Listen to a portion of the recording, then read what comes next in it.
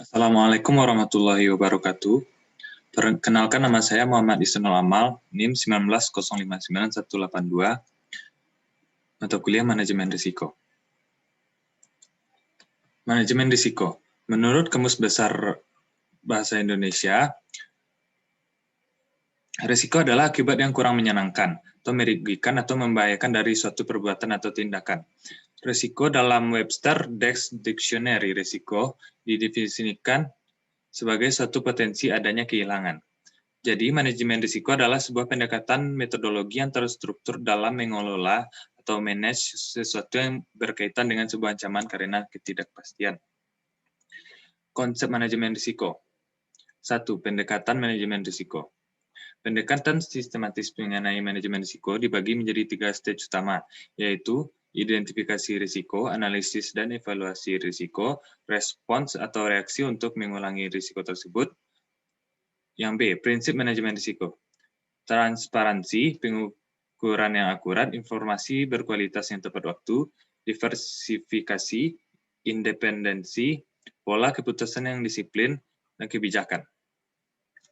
Dan selanjutnya sumber risiko, yaitu risiko sosial, risiko fisik, dan risiko ekonomi. Dan selanjutnya yang keempat, biaya-biaya yang ditimbulkan karena menanggung risiko. Selanjutnya ruang lingkup. Ruang lingkup proses manajemen risiko terdiri dari penentuan konteks kegiatan yang akan dikelola risikonya, menetapkan strategi, kebijakan organisasi, dan ruang lingkup manajemen risiko yang akan dilakukan. Selanjutnya, identifikasi risiko. Mengidentifikasi apa, mengapa, dan bagaimana faktor-faktor yang mempengaruhi terjadinya risiko untuk menganalisis lebih lanjut. Teknik-teknik yang dapat digunakan dalam identifikasi risiko antara lain. 1. Brainstorming. 2. Survei. 3. Wawancara. 4. Informasi historis. 5. Kelompok kerja. Dan setelah itu analisis risiko.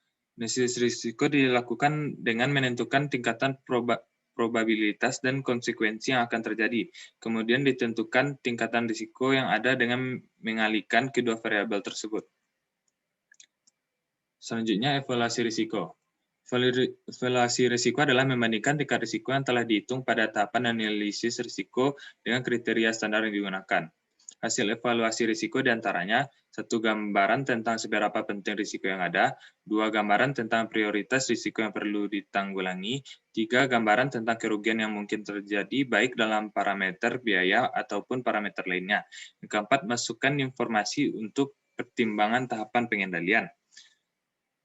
Dan selanjutnya pengendalian risiko, yaitu melakukan penurunan derajat probabilitas dan konsekuensi yang ada dengan menggunakan berbagai alternatif metode, bisa dengan transfer risiko, dan lain-lain. Selanjutnya, monitor dan review. Monitor dan review terhadap hasil sistem manajemen risiko dilakukan secara mengidentifikasi perubahan-perubahan yang perlu dilakukan.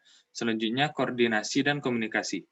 Komunikasi dan konsultasi dengan pengambilan keputusan internal dan eksternal untuk tindak lanjut dari hasil manajemen risiko yang dilakukan. Sekian hasil presentasi saya. Saya Muhammad Isnul Amal. Jika ada salah, mohon dimaafkan. Assalamualaikum warahmatullahi wabarakatuh.